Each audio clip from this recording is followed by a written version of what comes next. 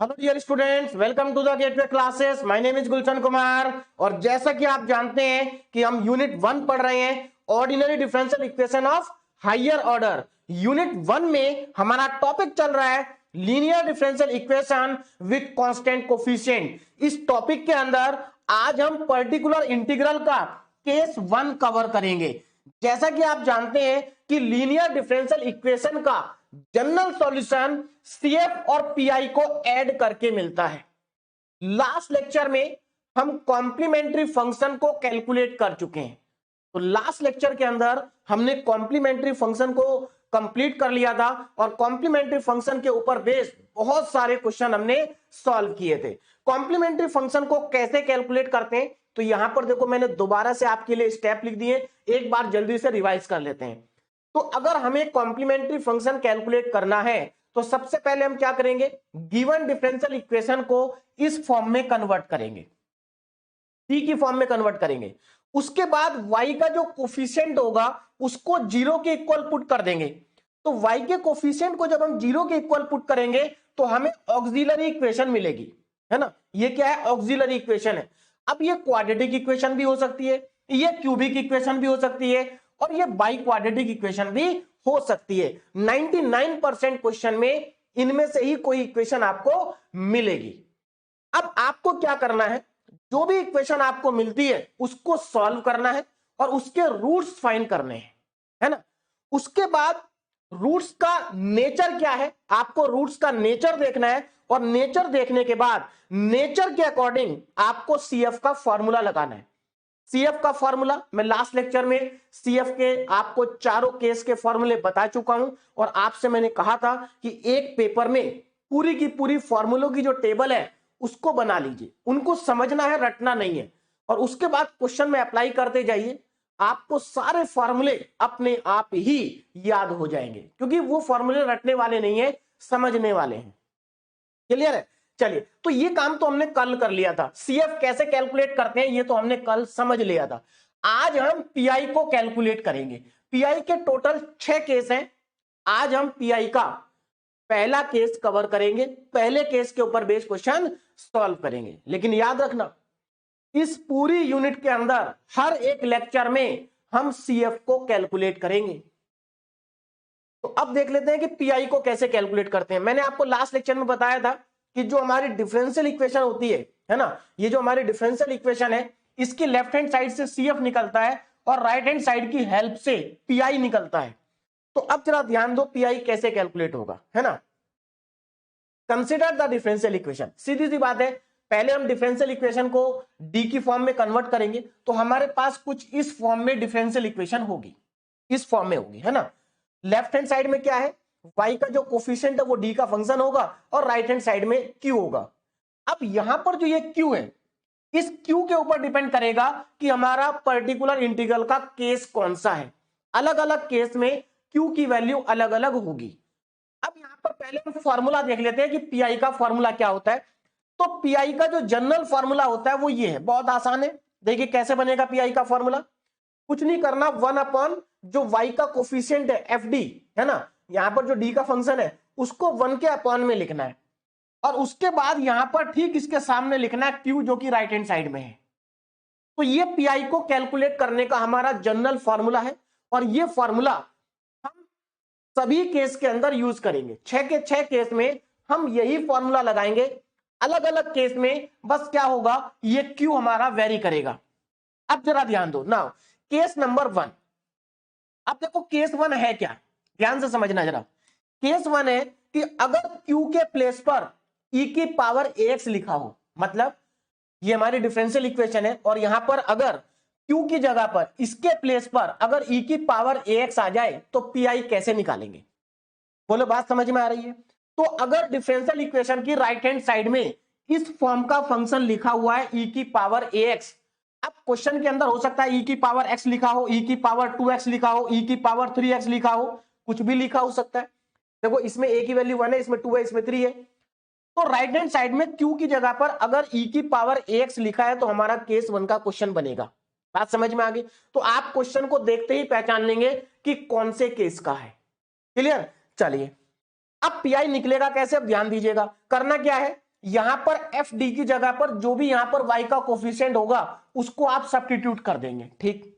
और q के place पर आप e की पावर ax को पुट कर देंगे। बोलो बात समझ में आ गई। अब देखो करना क्या है, बहुत सिंपल है पीआई को कैलकुलेट करना। अब आपको क्या करना है, ये जो नीचे आपने लिखा है इसमें d आएगा, तो आपको d की जगह उठा के a रखना है। देखो e की पावर में x का जो कोफिशिएंट है उसको आपको d के प्लेस पर पुट कर देना है। मतलब सीधी सी बात यहां पर ये है कि आपको क्या करना है, put d equal to a। आपको d के प्लेस पर a पुट करना है। बोलो बात समझ में आ रही है। आपको d के प्लेस पर क्या पुट करना है, x का कोफिशिएंट। तो आपको क्या मिल जाएगा, 1/fa e की पावर ax, और यही हमारा पीआई होगा। फाइनल आंसर पीआई का हमारा यही होगा। बोलो बात समझ में आ गई। अब आप कहेंगे सर ये तो बहुत सिंपल है। हाँ वाकई में पीआई बहुत सिंपल है, लेकिन यहां पर एक कंडीशन भी है। कंडीशन क्या है उसको जरा ध्यान दीजिएगा। कंडीशन ये है कि जब आप डी की जगह पर ए पुट करेंगे तो इस बात का आपको ध्यान रखना है कि डी की जगह पर ए पुट करने पर ये जो नीचे वाली वैल्यू है ये जीरो नहीं होनी चाहिए। मतलब अगर डी की जगह पर आप ए पुट कर दें तो ये जीरो नहीं आना चाहिए। देखो आगे लिखा है, ये हमारा फाइनल पीआई तब होगा जब F A not equal to zero है, और अगर F A equal to zero हो गया तो फिर हमारा फाइनल पीआई ये वाला नहीं होगा। बोलो बात समझ में आ रही है। सिंपल सा कॉन्सेप्ट है, डी की जगह पर ए पुट करना है। बस इस चीज का आपको ध्यान रखना है कि ये एफ ए जीरो ना हो जाए। अगर ये जीरो नहीं है, अगर ये जीरो के इक्वल नहीं है तो ये हमारा पीआई फाइनल आंसर हो गया। लेकिन अगर ये एफ ए जीरो हो गया तो इसको हम कहते हैं केस ऑफ फेल्योर। मतलब हमारा केस फेल हो गया। क्या हो गया, केस फेल हो गया। इसको हम केस ऑफ फेल्योर कहते हैं। तो केस ऑफ फेल्योर के केस में आपको क्या करना है, आप जरा ध्यान से समझना। देखो अगर केस फेल हो गया तो ये हमारा पीआई का फाइनल फार्मूला नहीं होगा, फाइनल आंसर नहीं होगा। बोलो बात समझ में आ रही। अगर केस फेल हो गया तो हम इसको कैलकुलेट ही नहीं करेंगे। क्लियर है, कैलकुलेट ही नहीं करेंगे। मतलब हम इसको कैलकुलेट नहीं करेंगे अगर फेल हो गया तो क्या करेंगे, अब जरा ध्यान दो। अब वापस इस पे आ जाओ। हमें क्या करना है, यहां पर इसमें पीआई के फॉर्मूले में एक्स से करना है मल्टीप्लाई। किससे, एक्स से। और जो नीचे वाला फंक्शन लिखा हुआ है ये डी में, इसको करना एक बार डिफरेंशिएट डी के ही रेस्पेक्ट में। मतलब सिंपल सा कॉन्सेप्ट ये है कि अगर केस फेल हो जाता है तो आप नीचे वाले फंक्शन को डिफरेंशिएट करेंगे और एक बार एक्स से करेंगे मल्टीप्लाई। बोलो बात समझ में आ गई। ठीक है, आपने ये मल्टीप्लीकेशन कर दिया। अब आप क्या करेंगे, अब आप यहां पर अगेन डी के प्लेस पर ध्यान दीजिएगा। Now put D equal to A. अब आप डी के प्लेस पर ए पुट करेंगे यहां। तो जब आप डी के प्लेस पर ए पुट करेंगे तो आपको क्या मिल जाएगा, x into 1/f' a e की पावर ax, और ये हमारा पीआई का फाइनल आंसर हो जाएगा। बोलो बात समझ में आ रही है। ये हमारा क्या होगा, पीआई होगा। लेकिन अगेन वही कंडीशन दोबारा चेक करनी है। याद रखना, अगर डी के प्लेस पर आपने ए पुट करा और ये जीरो आ गया तो केस फेल हो जाएगा। ये पीआई का आंसर कब होगा, जब f' not equal to zero है।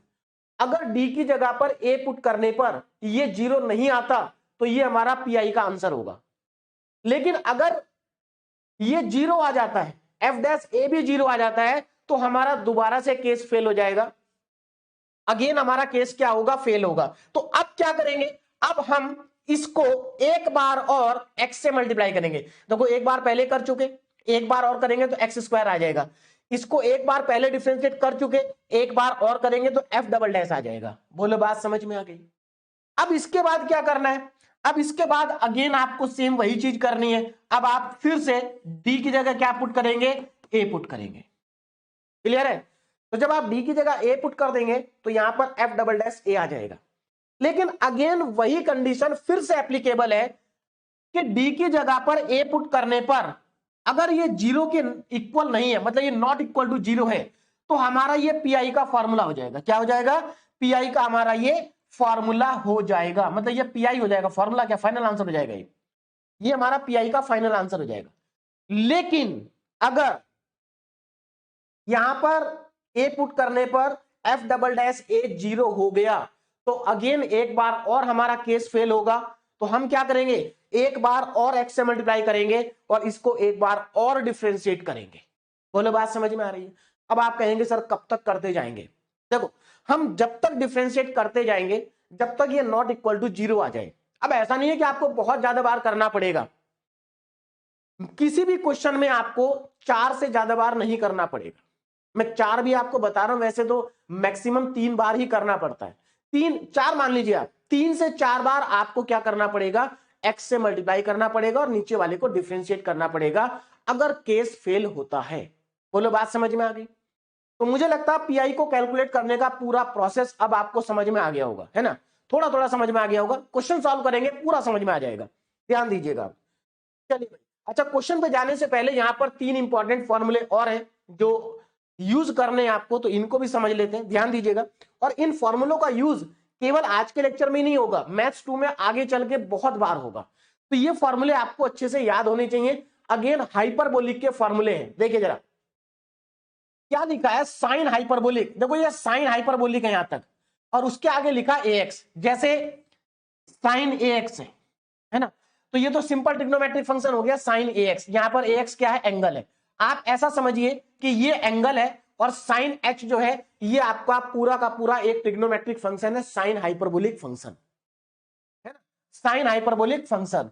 तो अगर मान लीजिए कभी भी डिफरेंशियल इक्वेशन की राइट हैंड साइड में आपको इनमें से कोई तीनों में से कोई भी दिखाई दे, तो समझ जाना कि क्वेश्चन केस 1 का ही है।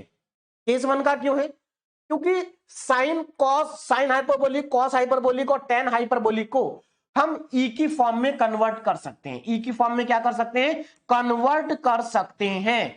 तो ये तीनों के तीनों फॉर्मूले आपको अच्छे से याद होने चाहिए। साइन हाइपरबोलिक एक्स क्या होता है, ई की पावर एक्स, बीच में माइनस आएगा, ई की power minus x upon 2। Cos में क्या अंतर आता है, बस यहां पर देखो साइन में याद रखना माइनस आएगा और कॉस में याद रखना प्लस आएगा, बस इतना ही अंतर है। और जो टेन है, तो टेन क्या होता है, साइन अपॉन कॉस होता है। तो देखो इसका न्यूमरेटर ऊपर आ जाएगा और इसका जो न्यूमरेटर है वो नीचे आ जाएगा, बस इतना ही तो है। तो ये तीनों फॉर्मूले आपको याद होने चाहिए। अब हम यहां पर पहला क्वेश्चन सॉल्व कर लेते हैं केस 1 का। केस 1 के क्वेश्चन में जब हम सॉल्व करेंगे तो हम सीएफ भी कैलकुलेट करेंगे, पीआई भी कैलकुलेट करेंगे, दोनों करेंगे। देखो ये क्वेश्चन देखो ध्यान से, हमें इसको सॉल्व करना है और ये क्वेश्चन एकेटीयू यूनिवर्सिटी 2023 में आ भी चुका है। देखो कैसे करेंगे, स्टार्टिंग तो बिल्कुल सेम वैसी होगी जैसे लास्ट लेक्चर में थी। सबसे पहले मैं डिफरेंशियल इक्वेशन को लिख लेता हूं। तो हमारे पास डिफरेंशियल इक्वेशन है D cube plus 2d square minus 3d bracket close y is equal to e की पावर में x, ई की पावर में x। बहुत सिंपल सी डिफरेंशियल इक्वेशन। अब हमें करना क्या है जरा ध्यान देंगे भाई, पहले से हमें डिफरेंशियल इक्वेशन जो है वो डी ऑपरेटर की फॉर्म में दे रखी है, डी ऑपरेटर में दे रखी है। तो अब क्या करें, सबसे पहले हम यहां पर ऑक्सिलरी इक्वेशन को लिखेंगे। ऑक्सिलरी इक्वेशन को मैं शॉर्ट में ए ई लिखता हूं, आप पूरा भी लिख सकते हैं। Auxiliary equation is clear. चलिए भाई, तो ऑक्सिलरी इक्वेशन कैसे मिलती है, जो y का कोफिशिएंट है उसको 0 के इक्वल पुट कर दीजिए। तो y का कोफिशिएंट क्या है, D cube plus 2d square, D cube plus 2d square minus 3d equal to में 0। हमने y के कोफिशिएंट को 0 पुट कर दिया, हमें ऑक्सिलरी इक्वेशन मिल गई। कैसी ऑक्सिलरी इक्वेशन मिली है, क्यूबिक ऑक्सिलरी इक्वेशन मिली है। तो देखो एक तरीका तो ये कि आप इसके रूट्स कैलकुलेटर से कैलकुलेट कर लीजिए, आ जाएंगे, कोई दिक्कत नहीं है ना। मैंने आपको क्यूबिक इक्वेशन को सॉल्व करने के लास्ट लेक्चर में 2-3 तरीके बताए थे, आप जो भी उनमें से करना चाहे। अगर आप इस क्यूबिक इक्वेशन को ध्यान से देखें तो इसमें से डी कॉमन आ रहा है।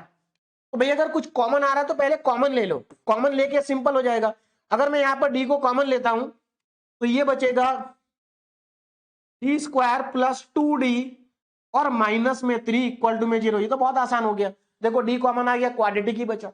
और अब ये क्वाड्रेटिक है, अब इसके रूट्स आप कैलकुलेटर से निकालना चाहते हैं कैलकुलेटर से निकाल लें, फैक्टर करना चाहते हैं फैक्टर कर लें, और क्वाड्रेटिक फार्मूला लगाना चाहते हैं तो क्वाड्रेटिक फार्मूला लगा लें।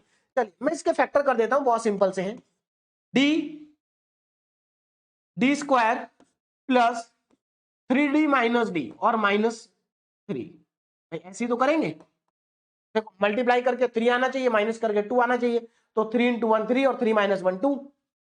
चलिए भाई इसमें से डी कॉमन आएगा तो देखो फैक्टर क्या हो जाएंगे भाई, डी इसमें से अगर मैं डी को कॉमन ले लूं d+3 और यहां से -1 कॉमन आएगा, इसका मतलब एक फैक्टर तो आ जाएगा इसमें d+3 और एक आ जाएगा इसमें d-1। बोलो बात समझ में आ गई भाई? यही फैक्टर आएंगे, किसी को कोई दिक्कत? सिंपल से फैक्टर आएंगे। अब आगे देखो ना, फैक्टर हमारे हो चुके, यहां से अब हमें डी की 3 वैल्यू मिल रही है। कितनी वैल्यू मिल रही है? 3। भाई क्यूबिक इक्वेशन है, 3 ही वैल्यू मिलेंगी। तो एक वैल्यू तो हमें यहां से मिल रही है डी की 0, कॉमा, एक हमें वैल्यू मिल रही है यहां पर -3, कॉमा, और एक हमें वैल्यू मिल रही है 1। अब मेरी बात को जरा ध्यान से समझना, मैंने d+3 को पहले लिखा, d-1 को बाद में लिखा। हो सकता है कोई बच्चा d-1 को पहले लिखे, d+3 को बाद में लिखे, तो उसका भी गलत नहीं है ना। तो उसकी d की वैल्यू क्या आएंगे? 0, कॉमा, उसका 1 पहले आएगा, -3 बाद में आएगा, इससे कोई फर्क नहीं पड़ता है। ये मैं आपको लास्ट लेक्चर में भी बता चुका हूं। अब आगे देखो जरा ध्यान से, अब हम यहां पर लिखेंगे CF। पहले CF का फॉर्मूला लिखेंगे भाई। देखो यहां पर 3 रियल और डिफरेंट रूट आ रहे हैं। 3 रियल और डिफरेंट रूट के लिए CF का फॉर्मूला होता है C1 e की पावर m1x, पहले मैं फॉर्मूला लिखूंगा C2 e की पावर में m2x प्लस C3 e की पावर में m3x। अब यहां पर ये m1 m2 m3 क्या है? ये हमारे रूट्स हैं, है ना। ये m1 हो गया, ये m2 हो गया, ये m3 हो गया। बोलो बात समझ में आ रही है? तो यहां से हमारा CF आ जाएगा, CF is equal to C1, ध्यान दीजिएगा, CF is equal to C1 e की पावर में 0, e की पावर में 0 रखेंगे तो e की पावर 0 मतलब 1 ही होता है, तो यहां पर C1 छोड़ देते हैं भाई, e की पावर 0 1 होता है, C1 प्लस C2 e की पावर में -3x प्लस C3 e की पावर में x। अब यहां पर मेरी बात को जरा ध्यान से समझना, अगर किसी बच्चे ने 1 को पहले लिख दिया और -3 को बाद में लिख दिया, तो ये आएगा C2 e की पावर x, C3 e की पावर -3x। कोई दिक्कत नहीं है, बिल्कुल सही है ना, वैसे भी सही है। चलिए भाई, अब हम यहां पर कैलकुलेट करेंगे पर्टिकुलर इंटीग्रल PI। अब PI को कैलकुलेट करने के लिए हमें क्या चाहिए? हमें FD चाहिए और Q चाहिए। तो देखो यहां पर जो y का कोफिशिएंट है, ये क्या है? ये एक्चुअल में FD है। क्या है ये? FD।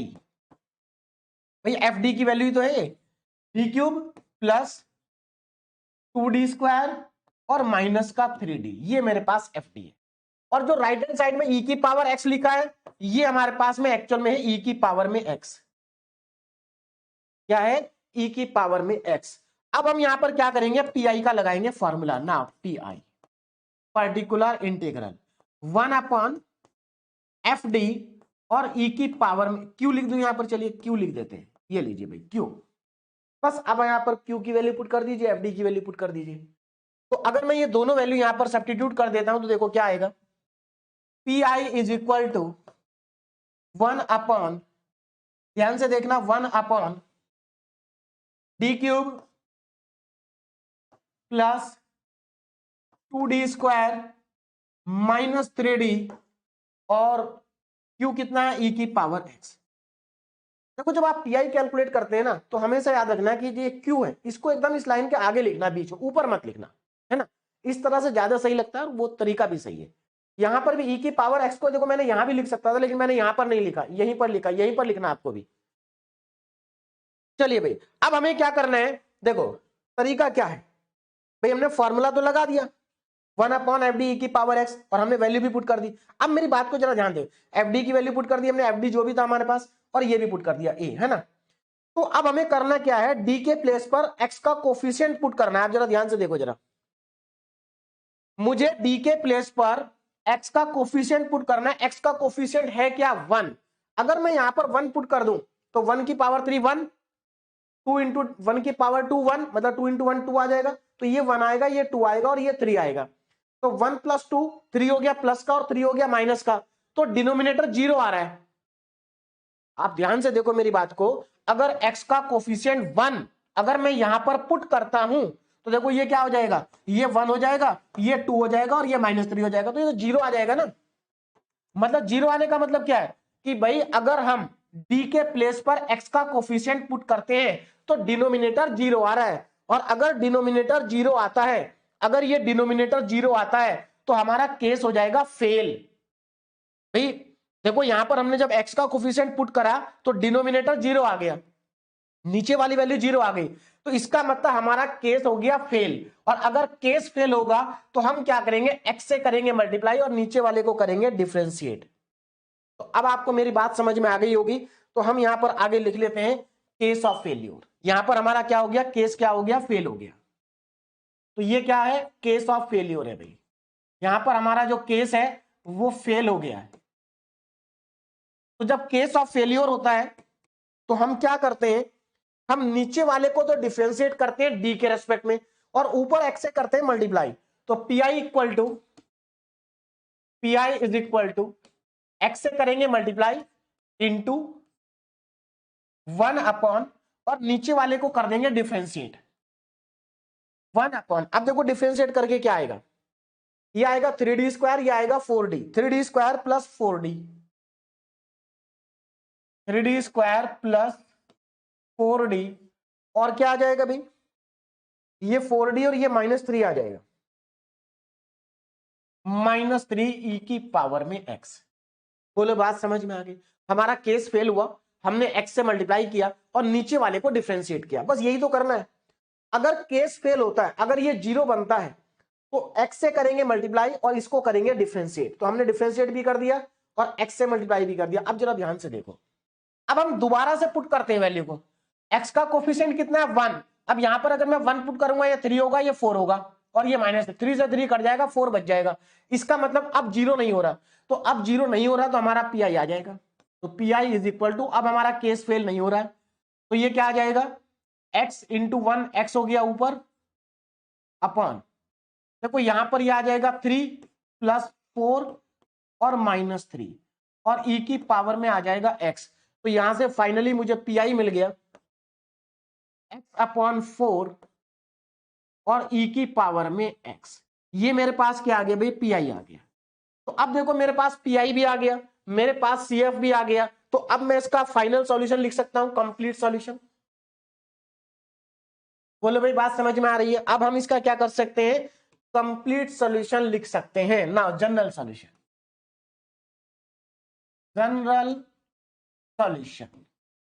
तो जनरल सॉल्यूशन क्या हो जाएगा, आपको पता है जनरल सॉल्यूशन होता है y is equal to C F plus P I.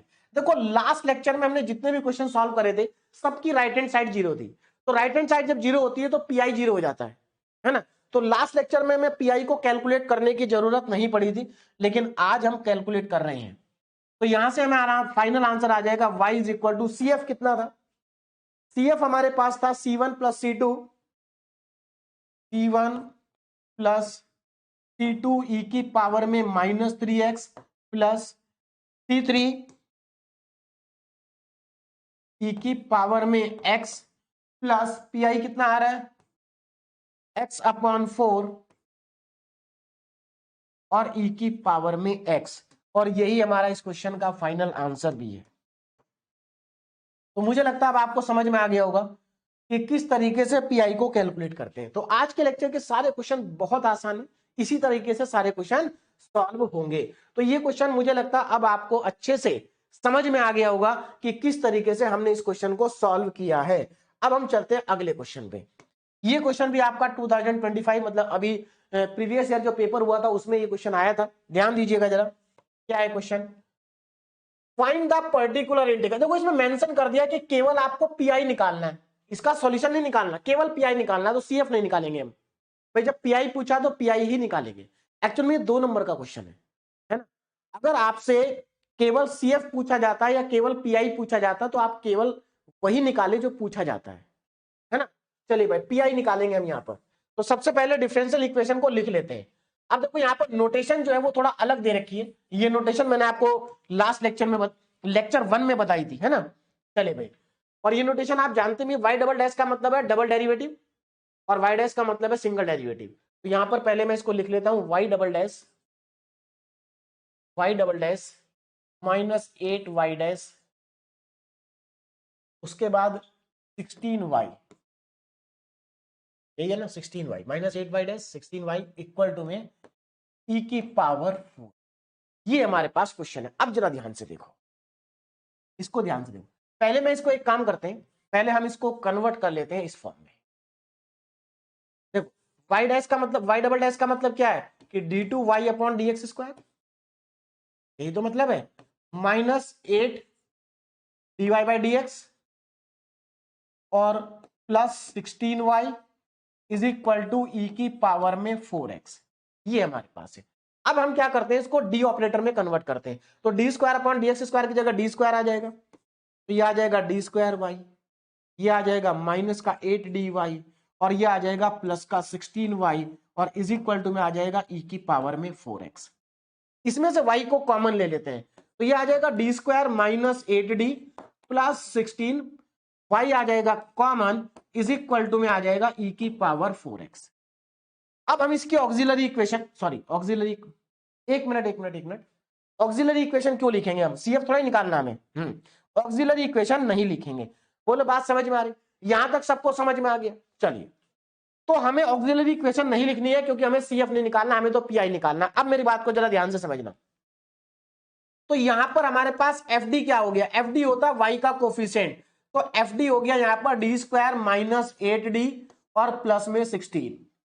Q कितना हो गया, क्यू होता है राइट हैंड साइड ई की पावर में 4x। तो हमें एफ डी भी पता है, हमें क्यू भी पता है। अब हमें सीधा सा पीआई का फॉर्मूला लगाना है। हमें यहां पर क्या करना है, सीधा पीआई का फॉर्मूला लगाना है भाई। तो यहां पर अब मैं पीआई का फॉर्मूला अप्लाई कर देता हूं, ध्यान से देखो जरा। नाउ पर्टिकुलर इंटीग्रल, पीआई का फॉर्मूला होता है 1/fd इंटू में क्यू। अब यहां पर हम वैल्यू पुट कर देते हैं, ध्यान से देखो जरा। तो क्या आ जाएगा, P I is equal to 1/1/,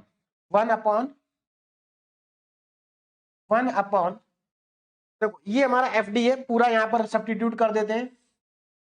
1/d square -8d, D square -8d और प्लस में 16 और q कितना है, e की पावर में 4x। बोलो बात समझ में आ गई, e की पावर में 4x ये आ जाएगा। ठीक है, अब आगे देखो, ये आ गया भाई हमारे पास। अब हमें क्या करना है, यहां पर d की जगह पर x का कोफिशिएंट पुट करना है। अब जरा ध्यान से देखो, x का कोफिशिएंट 4 है, अगर मैं यहां पर पुट करता हूं तो ये 4 का स्क्वायर कितना हो जाएगा भाई, 4 का स्क्वायर 16 हो जाएगा, है ना। 4 का स्क्वायर 16, यहां पर -8 इंटू 4 32 हो जाएगा और +16, तो ये तो जीरो हो रहा है ना, क्या हो रहा है, जीरो हो रहा है। तो इसका मतलब यहां पर हमारा केस क्या हो रहा है, फेल हो रहा है। तो यहां पर हम लिखेंगे case of failure. Now there is a case of failure, भाई हमारा केस यहां पर फेल हो गया, कोई बात नहीं है।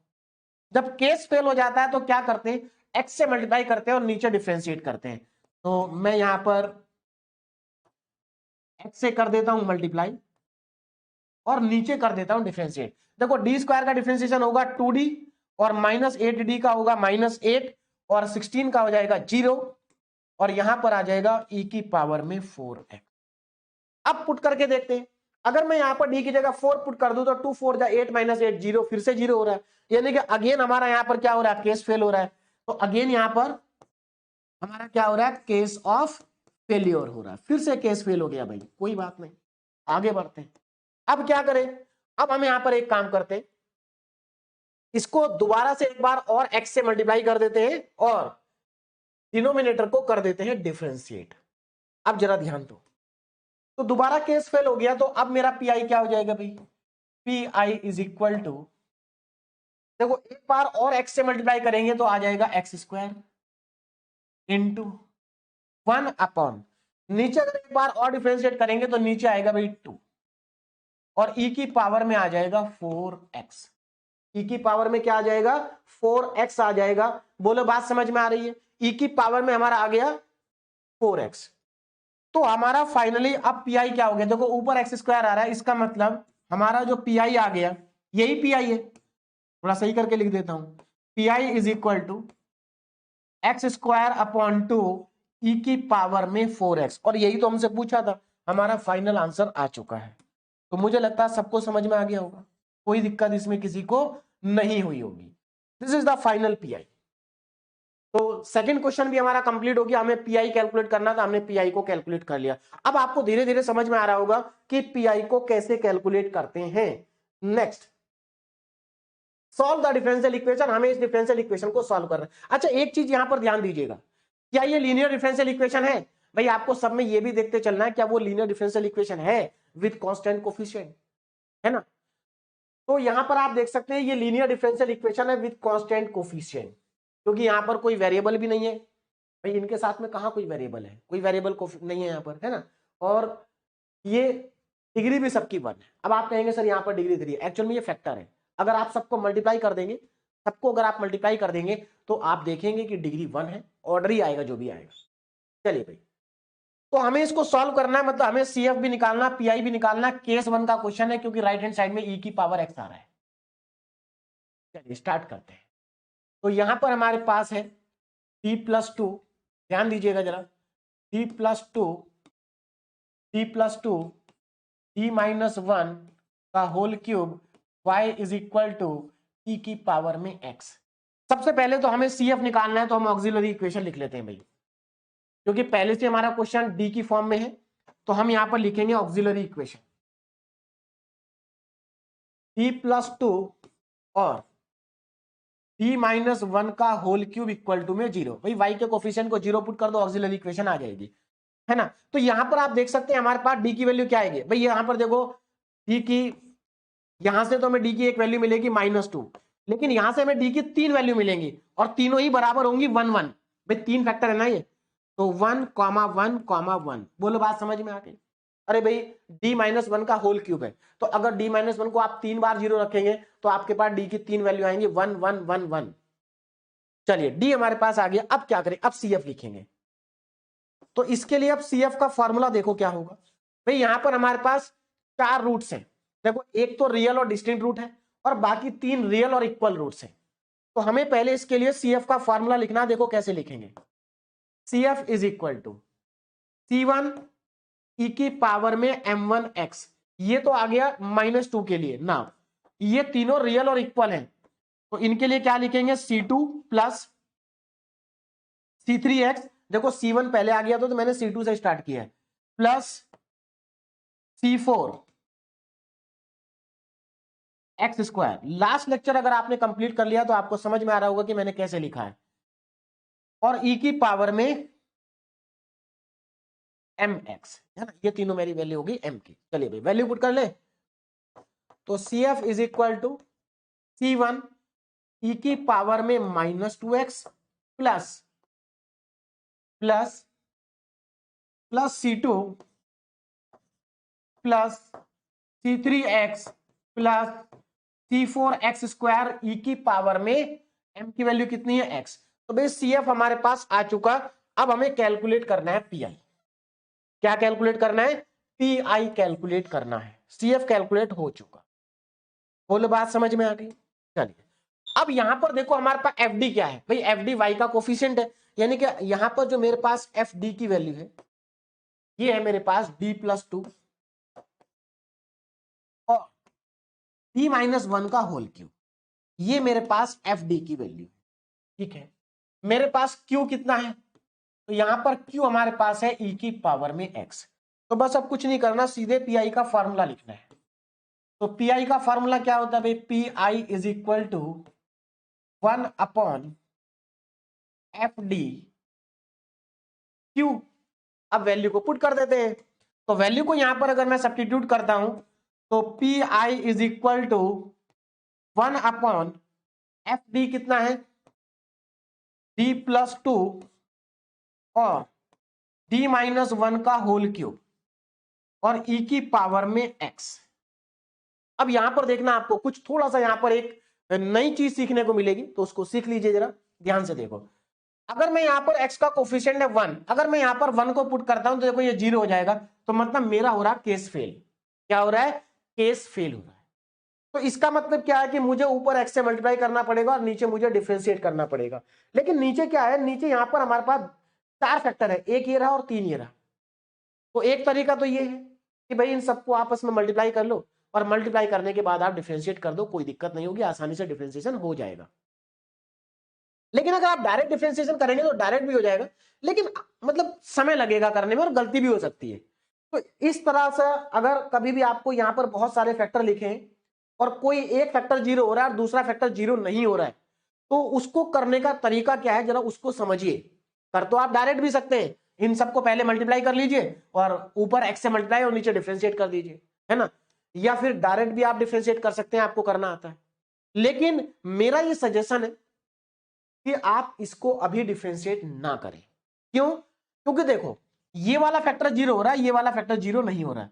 तो एक काम करो, जो फैक्टर जीरो हो रहा है उसको पहले बाहर कर लो, और जो जीरो हो रहा और जो जीरो नहीं हो रहा वो ई की पावर एक्स के साथ चला जाएगा। मतलब इसको कुछ ऐसे लिखो आप, P I is equal to 1/, zero कौन हो रहा है, d-1, तो 1/d-1 की होल क्यूब मैंने इसको कर दिया अलग। और बाकी जो बचा हुआ है, बाकी जो बचा हुआ है क्या बचा है, 1/d+2 और e की पावर x, इसको कर दो एक साथ। बोलो समझ में आ गया तरीका? भाई ये जीरो हो रहा था, इसको मैंने बाहर निकाल दिया, d+2 और इसको साथ कर दिया। अब देखो क्या है, देखो ये तो हमारा अलग है, भाई इसका तो पी आई निकाल सकते हैं ना। यहां तो ये जीरो नहीं हो रहा, तो एक काम करो यहां पर x की जगह d की जगह पर 1 पुट कर दीजिए, तो देखो क्या आ जाएगा, P I is equal to 1/d-1 का होल क्यूब, ब्रैकेट में अगर नीचे आप पुट कर दे तो ये 1/3 हो जाएगा और e की पावर में x हो जाएगा। समझ में आ गया कितना आसान हो गया? अब ये 3 तो कांस्टेंट है, तो देखो अब हम इसको ऐसे लिख सकते हैं, P I equal to P I is equal to 1/3d-1 का होल क्यूब और e की पावर में 1/3d-1 का होल क्यूब और e की पावर में x। कोई दिक्कत है ऐसा लिखने में? भाई हमने 3 को इसके साथ लिख दिया बाहर। अब देखो अब हमारा केस फेल हो रहा है, अब अगर मैं यहां पर x का कोफिशिएंट 1 को पुट करता हूं तो जीरो हो रहा है, तो अब आसान हो गया ना। अब हमें डिफरेंशिएशन करना हमारे लिए आसान हो गया क्योंकि एक ही फैक्टर है अब, है ना। तो अब हम यहां पर क्या हो रहा है, हमारा हो रहा है यहां पर केस फेल ना, केस ऑफ फेल्योर। तो केस ऑफ फेल्योर है यहां पर। तो अब हम क्या करेंगे, ध्यान से देखो जरा। अब हमारा यहां पर केस फेल हो रहा है, तो एक काम करते हैं, ऊपर करते हैं x से मल्टीप्लाई और नीचे करते हैं डिफरेंशिएट। अब जरा ध्यान से देखो, भाई ये तो कांस्टेंट है, आपको क्या करना है, आपको d-1 के होल क्यूब का डिफरेंशिएशन करना d के रेस्पेक्ट में। तो जब आप एक बार करेंगे तो क्या आ जाएगा, 3d-1 का होल स्क्वायर आ जाएगा ना। भाई 3 मल्टीप्लाई में आ जाएगा, पावर 1 कम हो जाएगी, तो 3 मल्टीप्लाई में आएगा, 3 पहले से, तो ये 9 हो जाएगा। और d-1 का क्या हो जाएगा, d-1 का हो जाएगा होल स्क्वायर पे, d-1 का हो जाएगा होल स्क्वायर। बोलो बात समझ में आ गई? कितना आसान है। अगर इसका मैं एक बार और डिफरेंशिएट करता हूं तो 2 मल्टीप्लाई में आ जाएगा और ये d-1 की होल पावर 1 बचेगी, मतलब d-1 बचेगा। तो देखो यहां पर अभी भी हमारा केस फेल हो रहा है भाई, अभी भी केस फेल हो रहा है। तो अगेन हमारा क्या हो रहा है यहां पर, केस ऑफ फेल्योर। अभी भी हमारा यहां पर केस फेल हो रहा है, कोई दिक्कत नहीं है। केस फेल हो रहा है तो हम क्या करेंगे ना, P I is equal to X से एक बार और मल्टीप्लाई करेंगे तो एक्स स्क्वायर हो जाएगा, 1/, नीचे अगर इसको एक बार और डिफरेंशिएट करेंगे तो 18 हो जाएगा और d-1 हो जाएगा और e की पावर में आ जाएगा x। क्लियर है? अब देखो अभी भी केस फेल हो रहा है क्योंकि आप अगर यहां पर 1 पुट कर देंगे तो 1 - 1 0, यानी कि अगेन हमारा यहां पर क्या हो रहा है, केस फेल हो रहा है, केस ऑफ फेल्योर। तीसरी बार भी हो गया भाई, केस ऑफ फेल्योर, फिर से हमारा केस फेल हो रहा है, कोई दिक्कत नहीं है, आगे बढ़ेंगे। चलिए भाई केस फेल हो गया, कोई बात नहीं। अब इसको एक बार और x से मल्टीप्लाई करेंगे और इसको एक बार और डिफरेंशिएट करेंगे, तो अगर एक बार और करेंगे तो d का 1 हो जाएगा, मतलब नीचे 18 बचेगा केवल। तो हमारे पास आ जाएगा पी आई इक्वल टू, ध्यान दीजिएगा, P I equal to 1/18, sorry 1 नहीं, ऊपर क्या एक्स स्क्वायर, ऐसे लिखते हैं इसको, x² 18 और e की पावर में x, ये हमारे पास आ जाएगा पी आई। ना हमें क्या करना, हमें तो भाई जनरल सॉल्यूशन फाइंड करना था, हमें इसका क्या करना है, जनरल सॉल्यूशन फाइंड करना है। अब इसका जनरल सॉल्यूशन क्या होगा, जनरल, या फिर हम इसको कह सकते हैं complete solution. General solution, general solution होता है y is equal to C F plus P I. तो यहां पर दोनों की वैल्यू पुट कर दीजिए। सी एफ कितना आया था,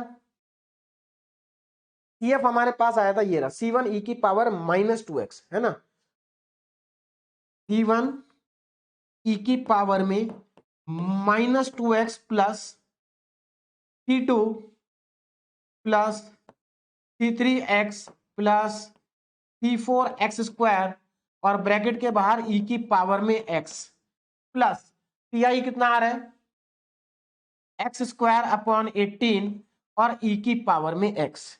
ये हमारा इसका फाइनल आंसर आ गया भाई, this is the final answer. तो मेरे ख्याल से अब आपको समझ में आ गया होगा कि कैसे हम पीआई को कैलकुलेट करते हैं। बहुत आसान होता है पीआई को कैलकुलेट करना, केस वन बहुत आसान है ना, केस वन बहुत ज्यादा आसान है। तो ये क्वेश्चन भी आपको समझ में आ गया होगा कि अगर कभी भी यहां पर देखो, याद रखना, कभी भी यहां पर अगर दो या दो से ज्यादा फैक्टर लिखे और एक फैक्टर जीरो हो रहा है और बाकी फैक्टर जीरो नहीं हो रहे हैं, तो जो जीरो हो रहा है उसको पहले बाहर कर लो और जो जीरो नहीं हो रहा उसके लिए पहले पीआई कैलकुलेट कर लो। तो क्वेश्चन क्या हो जाता है, सिंपल हो जाता है। करने के लिए डायरेक्ट भी कर सकते हैं, लेकिन डायरेक्ट सिंपल नहीं होगा। नेक्स्ट क्वेश्चन, क्वेश्चन नंबर 4, इसको ध्यान से देखिए क्या है इसमें। यहां पर देखो हमारे पास एक डिफरेंशियल इक्वेशन है जिसका ऑर्डर 3 है ना, लीनियर डिफरेंशियल इक्वेशन है विद कांस्टेंट कोफिशिएंट। देखो कोफिशिएंट सारे कांस्टेंट है, डिग्री सबकी 1 है। कोई बात नहीं, स्टार्ट करते हैं क्वेश्चन को, ध्यान देंगे। सबसे पहले मैं इसको लिख लेता हूं, d3y/dx³ -3 d2y/dx² प्लस 3 dy/dx और -y is equal to e की पावर में x और प्लस में, ये हमारे पास है। अब देखो यहां पर बहुत सारे स्टूडेंट सोचेंगे सर इस बार e की पावर x तो ठीक है, लेकिन ये कहां से आ गया, आपने तो कहा था कि q की जगह क्या होगा भाई, q की जगह e की पावर ax का फंक्शन होगा, है ना। तो यहां पर अगर आप ध्यान से देखें तो ये जो 2 लिखा है, क्या मैं इस 2 के साथ में e की पावर 0x लिख सकता हूं, कोई फर्क पड़ेगा क्या, कोई फर्क नहीं पड़ेगा।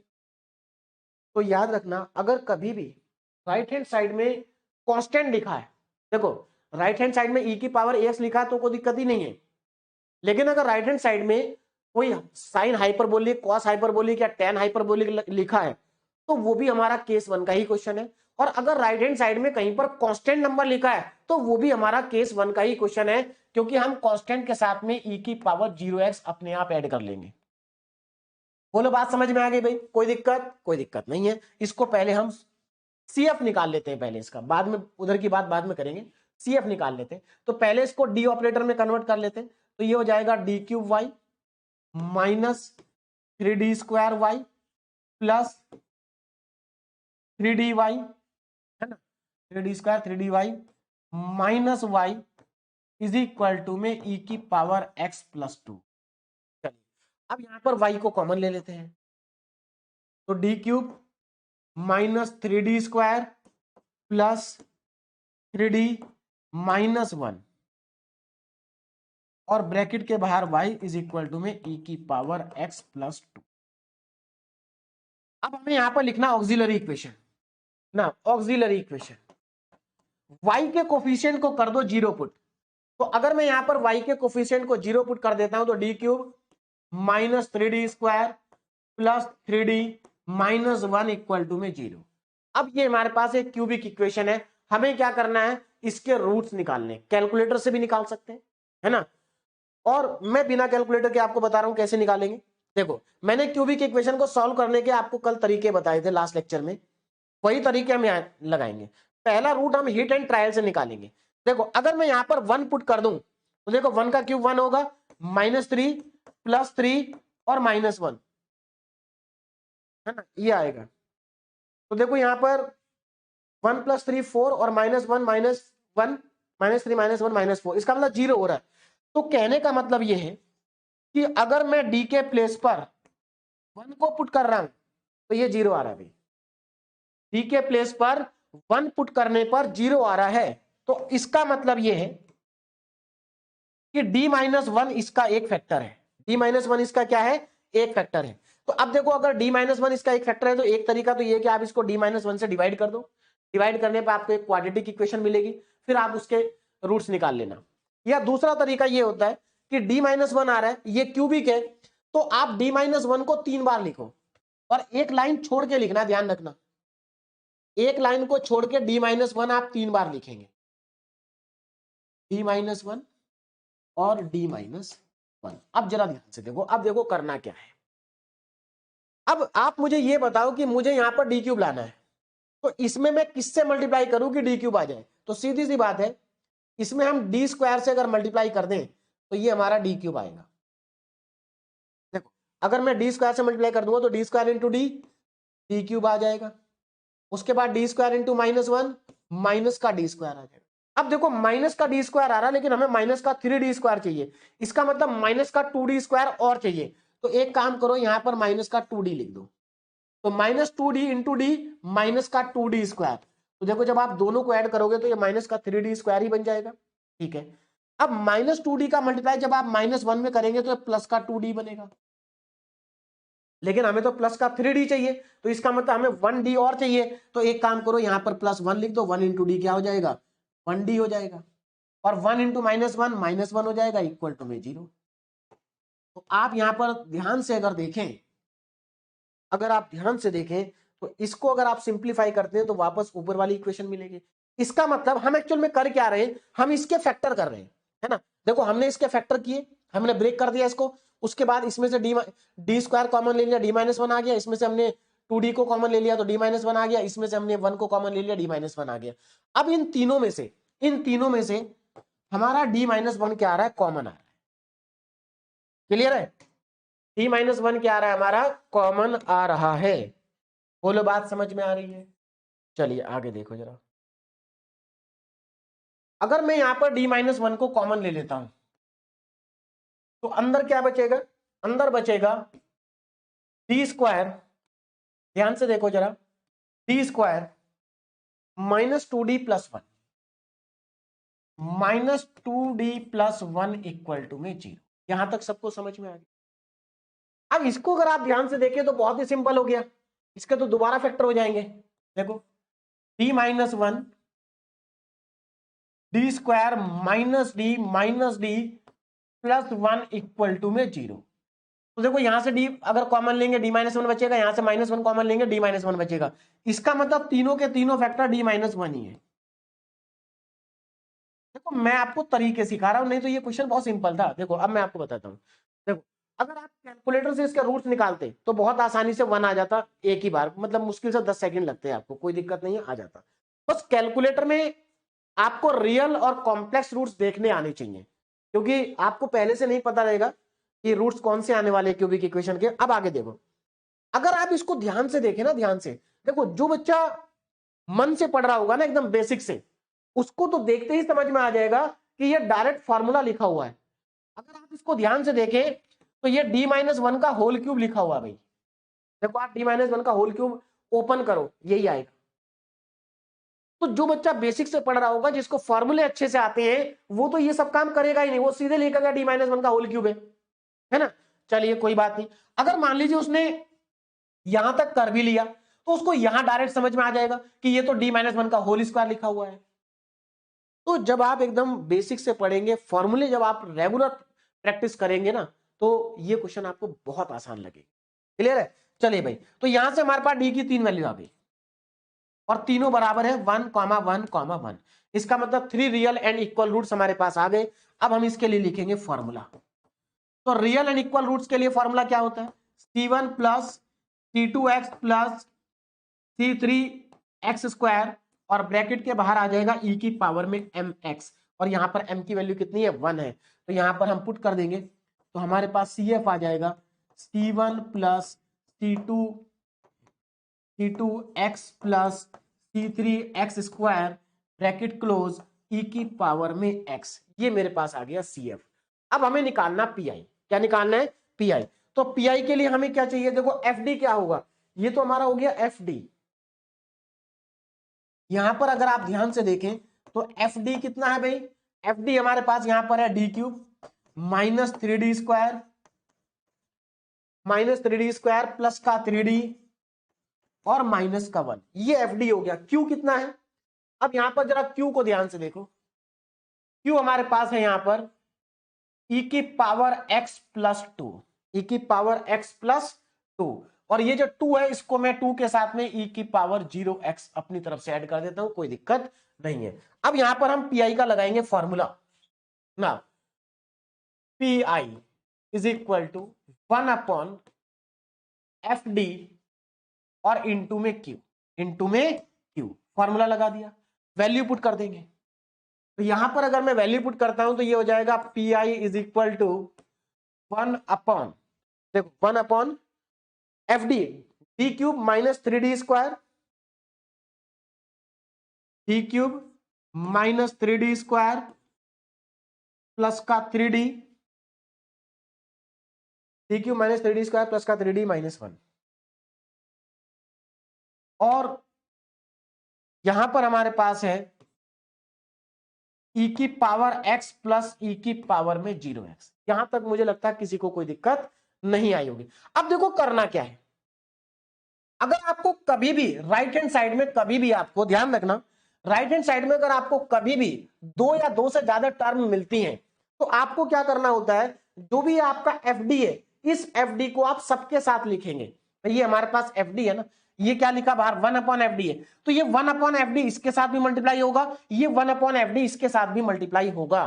तो हम इसको ऐसा लिख सकते हैं P I is equal to 1 upon, ध्यान से देखो जरा, 1 upon D cube minus 3d square plus का 3d और माइनस का 1 e की पावर में x प्लस, यहां पर आ जाओ प्लस, अब इसके साथ 2 भी था ना, हाँ अभी प्लस, अब ये 2 आ रहा है हमारे पास, कोई बात नहीं है, पहले हम इसको ऐसे लिख देते हैं 1 upon 1 upon 1 upon D cube minus 3d square plus का 3d प्लस का 3d और प्लस माइनस का 1, माइनस का 1 है, ठीक है, माइनस का 1, और यहां पर आ गया हमारे पास 2 इंटू ई की पावर में 0x।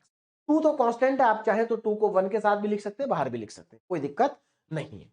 चलिए भाई, अब देखो यहां पर तो हमारा केस फेल हो रहा है भाई, जब आप 1 पुट करेंगे तो देखो 1 पुट करने पर ये 4 और ये -4 0 हो जाएगा, तो इसमें हो रहा है केस फेल। यहां पर बी की जगह 0 पुट करना, यहां पर केस फेल नहीं हो रहा है, तो यहां पर हमारा क्या हो रहा है, ध्यान दीजिएगा, यहां पर इस वाले पार्ट में हमारा क्या हो रहा है, केस फेल हो रहा है। बोले बात समझ में आ रही, तो मैं यहां पर लिख देता हूं case of failure, case of failure, दोनों जगह पर नहीं हो रहा, केस फेल हो रहा हमारा इस वाले पार्ट में, उस वाले पार्ट में केस फेल नहीं हो रहा है। नाउ तो P I is equal to, ध्यान से देखो जरा, P I is equal to, तो हमारा इस वाले पार्ट में केस फेल हो रहा है तो एक्स से कर देंगे मल्टीप्लाई इंटू 1 अपॉन, अब देखो इसको डिफरेंशिएट करेंगे तो ये आ जाएगा 3d स्क्वायर, यहां पर 3d स्क्वायर हो जाएगा, ये आपका माइनस का 6d हो जाएगा, और ये आपका प्लस का 3 हो जाएगा, और e की पावर में x हो जाएगा ना। अब इधर देखो जरा, प्लस, यहां पर केस फेल नहीं हो रहा, तो अगर आप यहां पर पुट करते हैं तो 1 अपॉन, देखो ये सब तो 0 हो जाएंगे, 1 अपॉन 0 माइनस 1 आ जाएगा, मतलब यहां पर हमारे पास, और 2e की पावर 0x, तो मतलब 2e की पावर 0x। बोलो यहां तक सबको समझ में आ गया, कोई दिक्कत किसी को नहीं होगी। अब आगे देखो आगे क्या करना है, नेक्स्ट स्टेप देखो भाई, यहां पर अगर मैं 1 पुट करता हूं तो अगेन हमारा केस फेल हो रहा भाई, देखो ये 3 + 3 6 हो जाएगा, 6 - 6 0 बन जाएगा, अगेन हमारा केस फेल हो रहा पहले वाले पार्ट में, तो हमारा दोबारा से क्या हो रहा है, केस ऑफ फेल्यूर, फिर से भाई केस फेल हो गया, कोई दिक्कत नहीं है ना, दोबारा से केस फेल हो गया तो कोई दिक्कत नहीं है। P I is equal to, अब जरा ध्यान से दें, एक बार और एक्स से मल्टीप्लाई कर देंगे, तो एक्स स्क्वायर आ जाएगा इनटू ना। देखो अगर मैं इसको x से एक बार मल्टीप्लाई कर दिया, इसको अगर मैं डिफरेंशिएट करता हूं तो कितना आएगा भाई? देखो ये तो हो जाएगा 6d और ये हो जाएगा माइनस का 6, 6d माइनस 6, 6d माइनस 6, और यहां पर देखो 1/-1 तो ये माइनस ही रहेगा, प्लस माइनस माइनस, और 2e की पावर 0x तो 1 ही होता है ना, तो इसको सीधे मैं -2 ही लिख देता हूं, बस खत्म। क्या हो गया? ये -2 हो गया। अच्छा यहां पर पहले मुझे e की पावर x भी तो लिखना था, तो यहां पर अगर आप ध्यान से देखें तो मेरा दोबारा से भाई केस फेल हो गया जब 1 पुट करेंगे। अच्छा यहां पर तो कितना था? -6d -6 आएगा ना, मैंने 1 क्यों लिखा है? यहां पर माइनस का 6 आएगा भाई, हमारा दोबारा से केस फेल हो रहा है। तो अगेन हमारा यहां पर क्या हो रहा है? केस ऑफ फेल्यूर, दोबारा केस फेल हो गया भाई, दोबारा तीसरी बार फेल हो गया है ना। एक बार हमारा यहां पर केस फेल हुआ था, हाँ दूसरी बार हुआ है। चलिए अब आगे देखो, तीसरी बार, 1 2 3। अब देखो क्या करना है, P I is equal to, तो एक बार और x से मल्टीप्लाई करेंगे तो x³ इंटू 1/, नीचे बचेगा 6 e की पावर x और -2, -2, तो यहां से मेरे पास पी आई आ गया। देखो ये x³ अपॉन 6 e की पावर x और -2, ये मेरे पास आ चुका पी आई। अब हमें क्या करना है, इसका लिखना है जनरल सॉल्यूशन, है ना। इसका हमें क्या करना है? जनरल सॉल्यूशन लिखना है। तो आप जानते हैं जनरल सॉल्यूशन क्या होता है? CF प्लस PI होता है, जनरल सॉल्यूशन। तो जनरल सॉल्यूशन का मतलब है y is equal to CF plus PI। तो ये काम मैं आपके लिए छोड़ देता हूं कि यहां पर आप CF और PI को लिख देना, हमारा जनरल सॉल्यूशन आ जाएगा। तो मुझे लगता है अब आपको सबको समझ में आ गया होगा कि किस तरीके से हमें क्वेश्चन को सॉल्व करना है। तो इस क्वेश्चन के अंदर हमें एक नई चीज क्या सीखने को मिली कि अगर राइट हैंड साइड में 2 या 2 से ज्यादा टर्म भी अगर आपको दिखाई देती है तो उससे घबराना नहीं है, जो हमारा 1/FD वाला पार्ट है वो सबके साथ मल्टीप्लाई हो जाएगा। बोलो बात समझ में आ रही है? क्लियर है? आगे चले, नेक्स्ट क्वेश्चन, क्वेश्चन नंबर 5। ध्यान से देखें जरा, क्वेश्चन 5 को ध्यान से देखें। इसमें क्या है, सॉल्व करना हमें d³ + 1 y equal to e की पावर x + 1 का होल स्क्वायर। अब देखो राइट हैंड साइड में e की पावर x है, लेकिन डायरेक्ट नहीं है, इनडायरेक्ट है तो e की पावर x का फंक्शन ही ना, कोई दिक्कत नहीं है। चलिए भाई स्टार्ट करते हैं। तो ये हमारे पास है d³ + 1 y is equal to d³ + 1 y is equal to e की पावर x + 1 का होल स्क्वायर। तो सबसे पहले तो हमें CF निकालना भी, क्योंकि हमें यहां पर सॉल्व करना है, तो CF निकालेंगे। तो यहां पर हमारे पास आ जाएगा ऑक्सिलरी इक्वेशन, ऑक्सिलरी इक्वेशन। तो यहां पर ऑक्सिलरी इक्वेशन बहुत ही सिंपल सी है, d³ + 1 इज इक्वल टू में 0, है ना। अच्छा इसको हम ऐसा लिख सकते, देखो यहां पर ये क्यूबिक इक्वेशन है, लेकिन यहां पर डायरेक्ट फार्मूला लग जाएगा अलजेब्रा का, d³ + 1³ is equal to 0।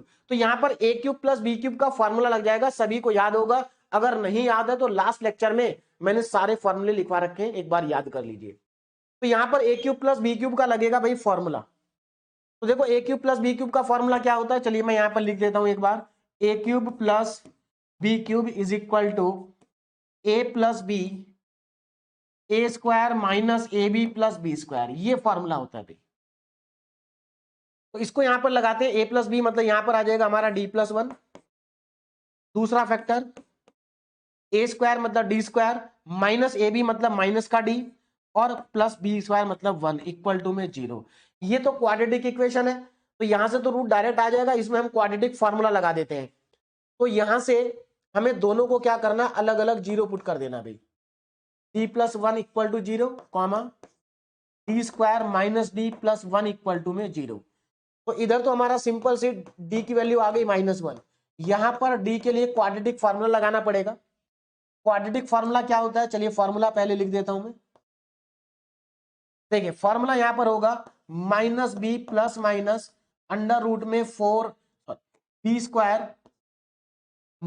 - 4ac और अपॉन में 2a। ये फॉर्मूला यहां पर लगा देंगे तो आपके पास वैल्यू आ जाएगी। क्लियर है? चलिए अब आगे देखो, ध्यान से देखो। चलिए अब मैं यहां पर फॉर्मूला लगाने जा रहा हूं, ध्यान से देखना जरा, मतलब वैल्यू पुट करने जा रहा हूं। तो डी की एक वैल्यू तो हमारी भाई -1 है, उसमें तो कोई दिक्कत नहीं है, कॉमा। दूसरी वैल्यू हमारी डी की क्या है, वैल्यू पुट करो। देखो यहां पर बी कितना है, -1 है, तो ये भी माइनस, ये भी माइनस, माइनस माइनस प्लस, तो 1 प्लस माइनस, ठीक है। बी स्क्वायर क्योंकि -1 है तो 1 का स्क्वायर 1 ही होगा, और माइनस का 4ac, ए और सी 1 है, ए और सी 1 है ना, हाँ, ए और सी 1 है, ठीक है। तो अंडर रूट में आ जाएगा 1 - 4 और अपॉन में आ जाएगा 2, यही आएगा। चलिए इसको और एक बार सही से लिख देता हूं, three is equal to -1 comma three is equal to, देखो ये हो जाएगा 1/2, अलग अलग कर लेते हैं, प्लस माइनस। देखो यहाँ पर अंडर रूट में -3 बचेगा, और आपको पता है अगर अंडर रूट में -3 है तो इसको हम लिख सकते हैं आयोटा√3, तो यहां पर आ जाएगा आयोटा√3 डिवाइडेड बाई 2। ये लीजिए हमारे पास डी के वैल्यू आ गई। देखो यहां पर डी की कितनी वैल्यू आ रही है, एक तो आ रही है real value 1, real and distinct root, और 1/2 प्लस माइनस आयोटा √3/2, ये हमारे पास। तो एक पेयर आ रहा है कॉम्प्लेक्स रूट का, एक हमारे पास आ रहा है रियल रूट। अब यहां पर इसके लिए पहले सीएफ का फॉर्मूला लिखेंगे। तो सीएफ का फॉर्मूला क्या होता है भाई, सीएफ का फॉर्मूला होता है, ध्यान से देखो, सीएफ का फॉर्मूला क्या बनेगा इसके लिए, पहले तो -1 के लिए लिखेंगे, तो C1 e की पावर में m1x आएगा प्लस, अब ये एक पेयर है कॉम्प्लेक्स रूट का, तो कॉम्प्लेक्स रूट का अगर एक पेयर है तो फॉर्मूला बनता है e की पावर α(x). अब C1 यहां पर आ गया तो C2 cos βx plus C3 sin βx, बस यहां पर वैल्यू पुट करिए।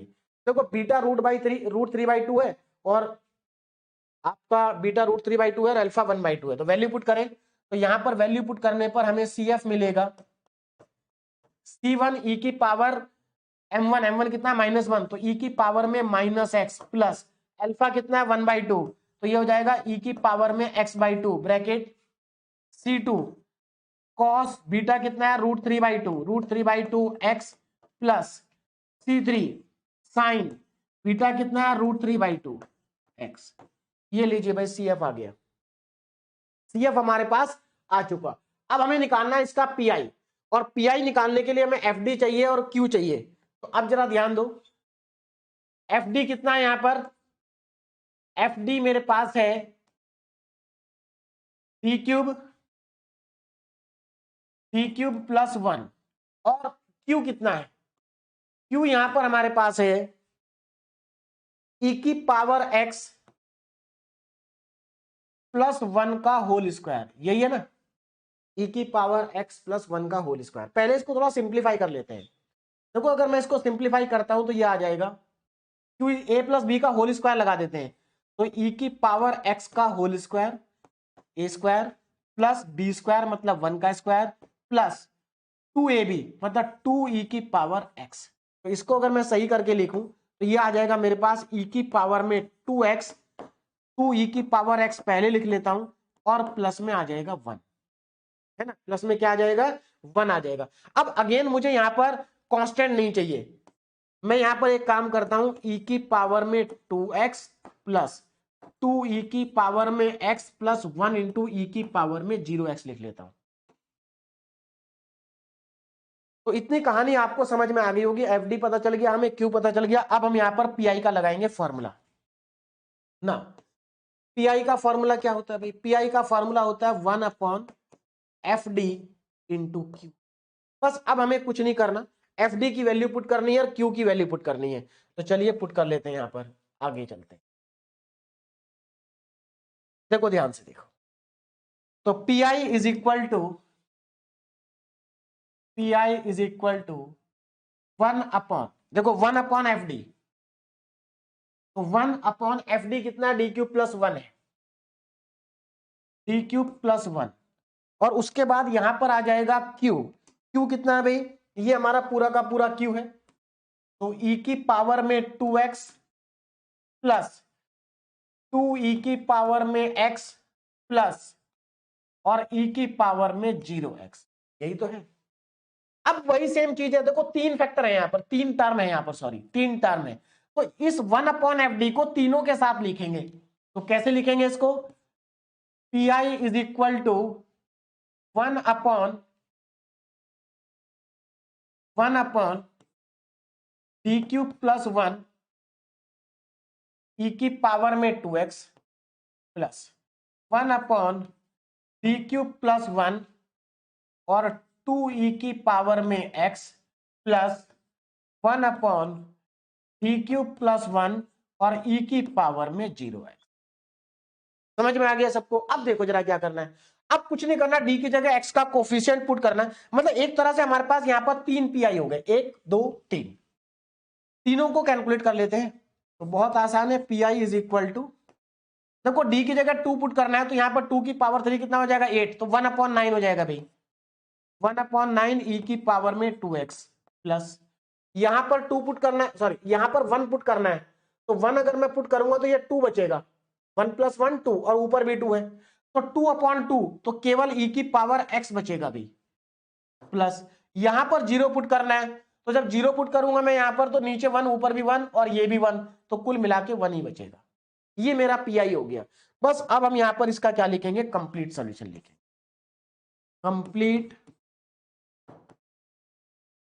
कंप्लीट सॉल्यूशन, है ना, कंप्लीट सॉल्यूशन। तो ध्यान दीजिएगा कंप्लीट सॉल्यूशन क्या होगा, y equal to C F plus P I, Y is equal to C F plus P I. तो यहां से वैल्यू को पुट कर देते हैं, सी एफ कितना था, सी एफ कितना आया था भाई, सी एफ हमारे पास ये था C1 e की पावर माइनस एक्स। चलिए आप मेरे ख्याल से अपने आप पुट कर देना, तो यहां पर मैं आपके लिए छोड़ देता हूं, आप इसको यहां पर पुट कर देना सी एफ और पी आई को, फाइनल आंसर आ जाएगा। तो ये क्वेश्चन भी हमारा क्या हो गया, कंप्लीट हो गया। अब चलते हैं नेक्स्ट क्वेश्चन पे। आगे के दो क्वेश्चन मैंने ऑलरेडी सॉल्व कर रखे हैं, बस आपको थोड़ा सा समझाना है ना, थोड़ा सा उसमें चेंज है, वो चेंज आपको समझाना है, क्योंकि क्वेश्चन सारे एक ही जैसे हैं। देखो इसमें क्या सॉल्व करना है, तो ये हमारी लेफ्ट हैंड साइड है और ये हमारी राइट हैंड साइड है। देखो राइट हैंड साइड में e की पावर -2x है, इससे तो कोई दिक्कत नहीं है ना, लेकिन यहां पर हमारे पास साइन हाइपरबोलिक भी आ गया, कोई दिक्कत नहीं है, साइन हाइपरबोलिक को ई में कन्वर्ट कर लेंगे। तो सबसे पहला काम क्या होगा, सबसे पहला काम तो हमारा ऑक्सिलरी, ये इक्वेशन है हमारे पास, ऑक्सिलरी इक्वेशन बनाएंगे। तो y के कोफिशिएंट को 0 पुट करेंगे, तो यहां पर तो फैक्टर करने नहीं है, यहां से d की वैल्यू -2 आएगी और यहां से d की दो वैल्यू आएंगी 1 1। तो पहले इसके अकॉर्डिंग हम CF लिख देंगे, पहले फॉर्मूला लिखेंगे CF का, उसके बाद वैल्यू पुट करेंगे, तो हमारे पास ये CF आ गया, ये हमारा FD है, और Q हमारे पास क्या है, ये Q है। अब यहां पर Q को पहले थोड़ा सिंप्लीफाई कर लो, देखो e की पावर -2x, यहां पर साइन हाइपरबोलिक x का फॉर्मूला लिखो।